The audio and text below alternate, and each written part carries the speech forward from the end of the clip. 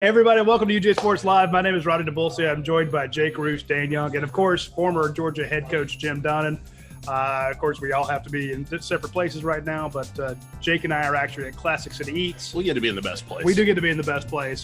Was it medical fear? Was it money fear? Was it testing fear? Was it, I've heard power politics. The Big Ten's like, no, we're not going to be led by anybody else. The Big Ten said a couple weeks ago, we're going conference only. And then everybody said, we're going to go conference only.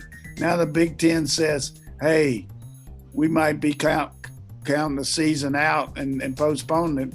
Nobody jumped on that like they did on the conference only. So you didn't get a lot of agreement on the fact that everybody was ready to cancel. And now we've seen Mountain West drop it. We got a couple of the non-power teams conferences going, though. Sun Belt, Conference USA, although Old Dominion's dropping out. So what I've heard, bottom line is, if the SEC can get the ACC and the Big 12 to go along with them, and maybe one of these other leagues like AAC or Sun Belt, then it's a lot easier. But all of a sudden, if all four major conferences go out, the optics of you trying to play and everybody else not, it's not good in my opinion. Greg Sankey is he's got a chance to build a legacy one way or the other for the SEC in the coming weeks.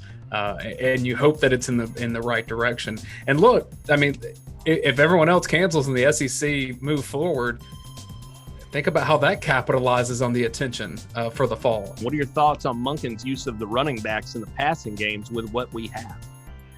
Everybody's going to be worried about the zone read. So when you fake, you got the zone read and the quarterback's got the threat of keeping the ball, and then you can dump the ball off to your back after you fake it to him or hit your tight end. That's going to be a real prevalent part of our package from what I've seen watching Todd's offense in the past. So I think we'll see backs catch more passes than they've ever caught here at Georgia. Surprised me to see a back actually leading receptions. That would be, because think about it, everybody's gonna be freaking out about George Pickens. I wouldn't go on that now, but huge news though for Georgia. The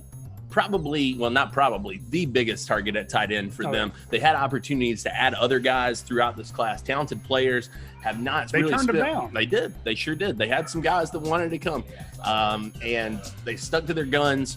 And Brock Bowers now a part of the class number 102. I want to say 101-ish. He's top one. He's top 250. 106. Something like that. There you go. 6'3", 225 pounds. A kid from Napa, California. So getting it done out on the West Coast again. Todd Hartley, back to back out there, man, doing some work in Las Vegas last year. Now Napa this year. That's the whole reason he's getting those kids. He likes the freaking flyer. Yeah, no doubt, dude. Last year it was about gambling. This year it's about drinking wine. I think this guy right here is somebody that we're not going to have to develop within the Todd Monken scheme. He's a guy that really fits the mode of what Todd's used over the years. He's not Darnell Washington. You know, I know people love that giant tight end, 6'8". You know, this kid is a lot more like Isaac Nauta, in my opinion. I think a good comparison is Nauta, you know, a guy that can run down the middle, a guy that can line up and shift out to a wide receiver or a slot type deal.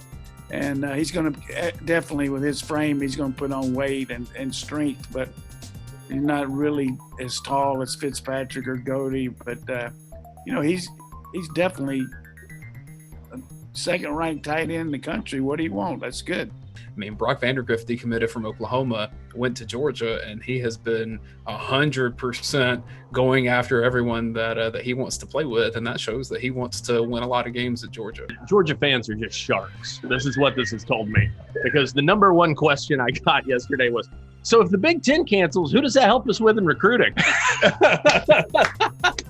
Oh, you all let a crisis go to waste. You all waste no time, do you? Don't think Del McGee didn't think the same thing. So in the war room, you mentioned that you felt really strong about Brock Bowers. Yes. A few hours later, he commits. Mm-hmm. You also sound pretty confident on some other kids. Should we be on commit watch? I think that you maybe should. Yeah, I think that there is cause perhaps for some commit watch. Sly dog.